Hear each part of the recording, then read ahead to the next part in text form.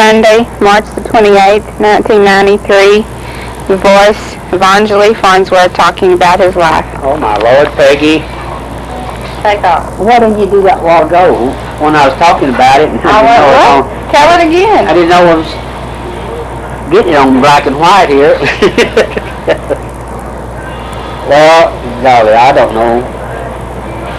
I don't know what to tell you. Well, tell me the story about going up the hill. Oh, about that time, Daddy, Uncle Glenn, me and Gerald went up to, going up to that dam. They was building a dam up there. Up where? They called it Blue Mountain Lake. They're in Arkansas. Now, I don't know what year it was. Uncle Glenn might know, 38, 39. But anyhow, I was on a cold, snowy ice everywhere. We was going up trying to go up that mountain, and got far way up it, and Daddy in this old Dodge pickup, and he lost traction up there, and he changed gears, and when he did, well, he started sliding backwards. And all they do, he said, just hang on, because we're going to hit something. And he slid off the road, down the side of the hill, the mountain, all kinds of pine trees down there, and he hit one of them things. I don't know if it was me or Gerald sitting in Glenn's lap, but we hit so hard it knocked the breath from out of him. We almost had to bury him. He gasped for air for 30 minutes, seemed like, but all we could do, I don't know how we got that off the side of that mountain, though. Well, Uncle Glenn said we had our axes along. We cut them trees so the pickup could go on and slide on down the mountain, I guess. And I don't know if we let it slide all the way to the bottom and come out from the bottom or how. I'll ask him when we see him next time. That's something else. If you take pictures, we have that camera going, we'll see what kind of expression he got on his face when he's talking about that. Okay. Oh, Lordy. Oh, yeah. There, I guess it's in Dutch Creek where he's talking about where we live. In Arkansas? Yeah. Well, I don't know for sure. I'll have to ask him. But maybe he can show us where we used to live or where the old house used to be when we lived there in Arkansas. Golly, that was in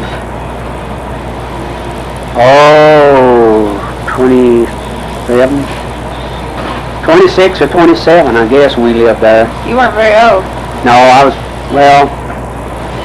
I've been 7, 8 years old. And it was later than that then. Well, whatever. What was the house like? Oh, it was an old house. It had a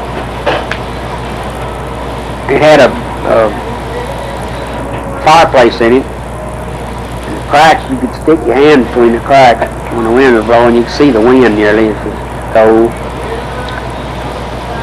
Well, I will forget, had no cedar tree right out in the front yard.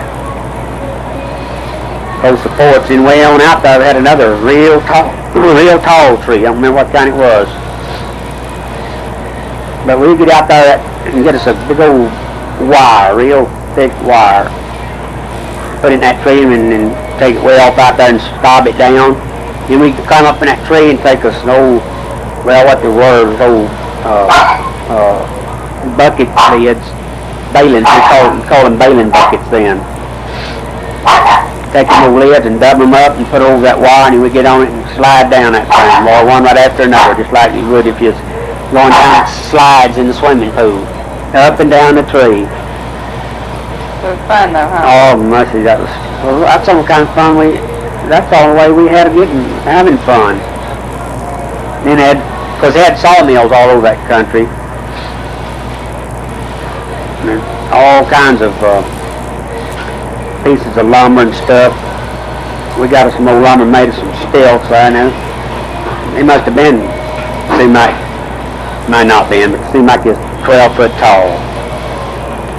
We'd put the steps on way up. We'd have to get up on a porch to get on the stilts and then start walking. Of course, we ever fell, it's a long ways to the ground, but when you're little, it don't hurt you. When you hit the ground, you don't even hardly know it. No. Now it'd probably kill you to fall that far. But that's the way it was back then. Man, We get down there and ask Uncle Glenn if I can remember all that. See if he can show us about where that was. So how long did y'all live in Arkansas? Oh, I don't know, Peg. We in and out, moving around so much, it's hard to tell how long we lived anywhere. Just like we lived in Oklahoma during the Depression. That's where y'all were in the Depression? In Oklahoma during the Depression at Shakota. 1930, 31, and 32, and all along in there. Y'all stayed right there? Well, we lived in a house down there just under the hill from where Aunt Meek's house is out in the country now. Of course, all that's gone now. Even the road's gone, and the interstate comes through there now. Where that house was is about where the interstate is now. What was it like out there? Oh boy, it was nice. I guess because when you're little, you don't have no worries and nothing. You don't know. You don't understand all the. You didn't know times were hard? No. All we kind of knew is hard. Well, we didn't have nothing, but we had something to eat. That was the main thing. I remember the cows we milked. One time they got on me what's called bitter weed. About 2 or 3 days, man, you couldn't drink the milk. Oh, you're talking about bitter. I bet. Y'all have cows? Yeah. Well, Daddy farmed there. I don't think he grew cotton is what it was. Probably like 40 acres. Yeah. 40 acres of cotton. Nowadays, now standards, my Lord, our front yard out there don't almost be that much. I'd get out there and follow when he was plowing, follow behind him in them furrows. It's like in, well, March, whenever they'd be breaking the ground. Kind of like it is now, early spring. Yeah. Birds would go along there. See, when you'd plow like that, you'd be plowing up dirt. You'd be a lot of worms. And all them birds just coming in, lighting all behind you, just all down through there, man. And I can see that just like it was yesterday. And that's just right down under the hill, probably a quarter mile from Aunt Meek's house. And all along the road there, we had cherry trees. Of course, they had peach trees and other kind of trees too around, but right along there, where we was plowing at, there was a bunch of cherry trees. We had all the cherries we wanted, and peaches, and howdy. The big old, what do you call them, cream or something? Cream peaches? Yeah. Tell me about your mother. I don't know much about her, Peggy. Well, you were grown when she died. I know, but I wasn't around her much. I was always either the CCs or the Navy or, Well, tell me what you remember. Oh, I don't know, Peggy. It's hard to say.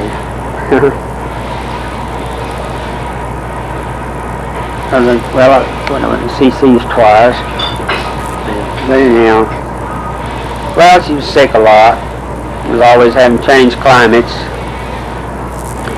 I guess they said back then about all you do just change climates when people had asthma. They didn't have no medicine at all, I don't guess. Did you ever see her have one of her asthma spells? Yes, Peggy. People that do that, you think they're dying, and I guess they nearly are. They ain't getting no breath. She'd say, well, in the night, wake up like that and it'd scare you to death. Daddy'd get up and say, let's get in, load up, and let's go. I mean, the only way she could breathe was to, I guess, move around or do something. I guess moving, motion, must have helped more than anything. I don't know, unless maybe that had a way of forcing air, the movement. Of course, nowadays they have all kinds of things for that. But, and I remember one time we was out in Arizona. That must have been, well, we've been so many times, what year was it? Well, we were going to California then, I guess. We were out there somewhere, and we'd pick cotton all the way, I guess, from the valley plumb out to there. And that old Model T, and Daddy had a little money, but, afraid we might get robbed or something, so we slept on the ground, just lay a blanket or something down there, or pick sacks, and he dug a little hole in the ground and took an old, I guess, a tiny weeny pork and bean can and dug a hole and put his money in that, and probably wasn't $40, but it's a lot of money to us. And he hid that night in case somebody robbed us so they wouldn't get the money. And that's, let's see, I was in 30, oh goodness,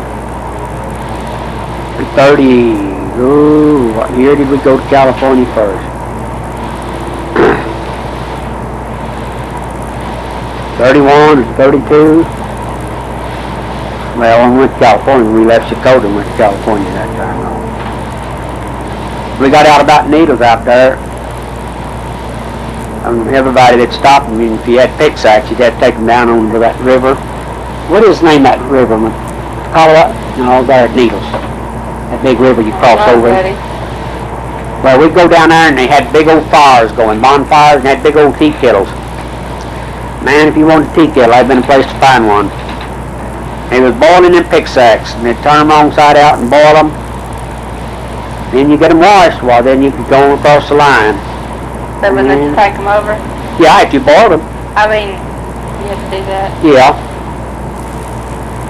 Yeah. I remember that, and that's kind of like them shows you see about grapes of wrath and all that. We was part of it, nearly. How many times did y'all go, I mean, was y'all back and forth all the time, or? Yeah, we moved California back, goodness, I guess 2 or 3 times when I was little. Well, probably more than that, I can't remember. But I think 31 was our first year we went out there, and then we'd go again like in 33. That's when Uncle Coy was working for the city, and he driving a garbage truck. Never will forget that. And he was kind of like Jerry is now. All that garbage stuff, he'd find things like toasters and things. That was Coy? Uncle Coy. That was on your mother's side, right? That's her brother. But he'd find these things like, you know, that's something that hadn't been out long, I don't guess, was electric toasters. Probably not. They were kind of crude looking, you know, but he'd find electrical appliances like that, some of the early stages. He'd bring them in, kind of like Jerry does now. He'd find that stuff in the alley and bring it in. That's just the way Uncle Coy did. He had all kinds of little broken down bicycles and tricycles, things like that. We'd have a ball when we'd go to his house. Him and Aunt Lois. They having kids? Yeah, they had little kids. Oh goodness. I guess they might have been younger than us. Well, I guess, I don't know. One of them boys still there, or was, down in Porterville. No, what was his name? Worked at the parts boy there, one of the dealers. Hardy? Dealership. Grover? No, one of them boys, Uncle Coy's. Oh. I had a car. Yeah. Do you remember your grandparents? Which one's fading? Well, do you remember any of them? Well, I remember them on both sides, yeah. Well, tell me about them. Well, on Daddy's side, I don't remember Grandma Webb, I guess was her name. Webb. Williams. No, on Daddy's side. No, but Grandma your grandpa married Maggie Leona Williams. Well, Maggie then, no. Where'd I get that? Well, Maggie, I don't remember her because she died, see, when, oh Lordy. She must have died before I was born. Probably did. But I never did know her, of course, but I knew all the others. What was her name? Grandma? Annie. Yeah, Annie, Grandma Annie. All of them are old-fashioned people, good grief. Her bonnets and overalls, and bang on the bell when they want you to come to eat. It hit that old bell out there, and old ring, ring, ring, no matter where you was at. Yeah, I remember them coming. What was your grandpa like? Well, I don't know, Peggy. I remember, but that's been so long ago. I forgot more than I knew. That's a long time ago. Well, you don't remember what he was like? Well, he was. I liked him. He was. I thought easygoing and that's kind of like Daddy, but he was just easygoing, easy getting along with. I thought. No, but Grandpa was, I think. Of course, he might have been like that. Grandpa was talking about the other day, had them fits and what all he did. He might have been like that, but I didn't know it. Well, he was nice to y'all kids. Yes, as far as I know he was. Y'all never live right with them. Did Grandpa Williams, I think. Yeah, You lived with your grandma and grandpa William? yeah. What were they like? Well, he was kind of, I don't know, he reminded me of President, Nobody never was one. he reminded me of President Truman. The way he dressed and the way his He was a little. actions, yeah, he was a little bitty guy, kind of like President Truman. He was fine. And what were his actions like? Oh, I don't know, Peggy. If you can see him, you'd know, but I don't know I what got to to tell say, you. he kind of saw most of his older. Yeah, He was fine. He told me that the nurse my baby right there, it did not make no difference. I would have to cover up or anything. That's what you're supposed to do. they're trying to make that mandatory now. Tell me about your grandpa and grandma Williams, what you remember. Oh, Peggy, I don't know. I can't remember much about it. You lived with them? Well, now, I think they lived around him. alright, that was my grandma and grandpa Williams. Then Uncle Willie and Aunt Dose had to be my uncles, which would be grandma's brother, is that right? I don't know. I heard him talk about it, but I don't know. I can look it up.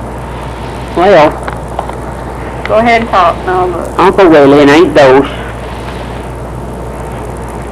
She's either your mother, your grandmother's sister, or he was her brother. I think he was her brother, What was her last name? William. You I don't know. Huh? Must've been talking. Big house and big barns. They were well-to-do people. Well, I know it. No. Dosha was,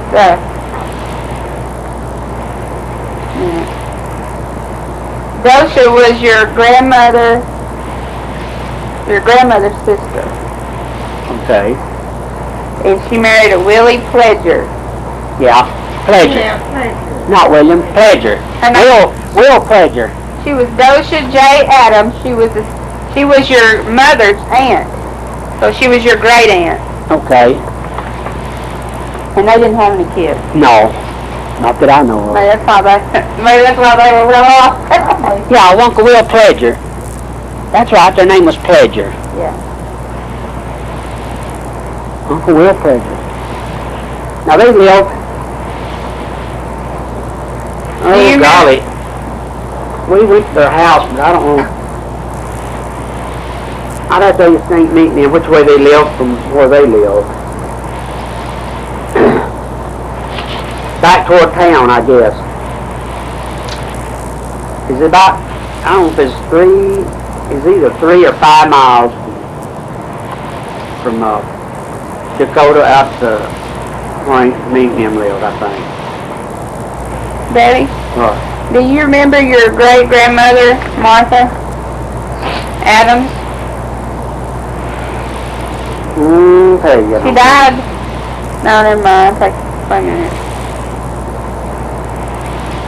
I take that back. She died. No, you didn't remember her. I was looking at the wrong date. But Mama's daddy,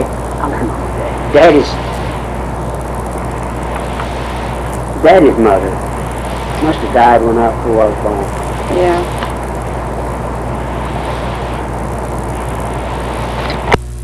You went where? Went to Carlsbad. Who did? All of us. And it's cold. You better believe we got, we must have been 4 or 5 miles out of Carlsbad. And I don't know if we run out of gas, but the only thing that kept us alive was a coal oil lamp. It was snowing, a blizzard, coming an awful blizzard. Boom. What was y'all going to Carlsbad for? To his funeral. To whose? Uncle, whatever his name was, we called him. I don't know if his daddy's uncle or ours or what. Uncle Hardy, Uncle. I know I thought he was lived in California. Well, there's one killed at Carlsbad in a potash mine. He was driving one of them little trains down there. Well, I thought it was our uncle that lived at Highway Park, 'cause we went to see them people. yeah, I can hear. I saw that in here somewhere. At KMA is where it is, Highway Park, but KMA was a little, I guess this must have been a post office and store. And that's where they lived, KMA. That's why you're always talking about that. Uncle Hardy and Uncle Grover and Uncle, there'll be another name there somewhere.